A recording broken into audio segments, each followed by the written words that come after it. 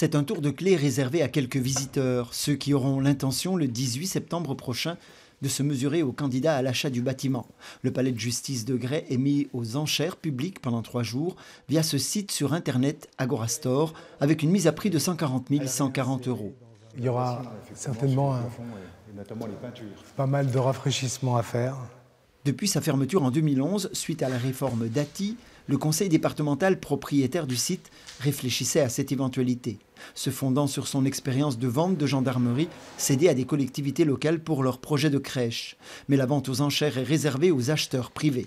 Quand les collectivités n'ont pas d'utilité, dans ce cas-là, c'est ouvert à un panel de porteurs de projets très large qui dépasse certainement la Haute-Saône. Et dans ce cas-là, c'est aux enchères. Le patrimoine proposé est encore séduisant, la façade est classée, protégée donc par l'architecte des Bâtiments de France, ce qui suppose quelques contraintes en matière de restauration. Ça fait partie des grandes pièces du tribunal. Les autres pièces restent un peu classiques. Ce sont des pièces de type bureau, mais ces 2 salles d'audience, c'est quand même quelque chose d'exceptionnel. Quand il y a des fuites, on les répare, bien sûr, parce qu'il n'est pas question de dégrader un bâtiment. Parce qu'après, de toute façon, ça va coûter beaucoup plus cher en réparation. Et puis, même pour le porteur de projet, ce n'est pas une bonne affaire pour lui. Et donc pour nous. Pour la ville de Gray, l'occasion ne fera pas forcément le larron.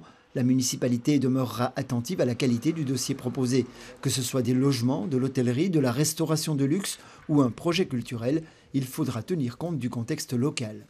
Au-delà de l'acquisition du bâtiment, c'est de lourds investissements derrière. Donc il faut que la personne qui acquiert ce bâtiment ait un vrai projet derrière et connaissance du milieu dans lequel elle se met et qu'elle puisse tenir compte de tout son environnement.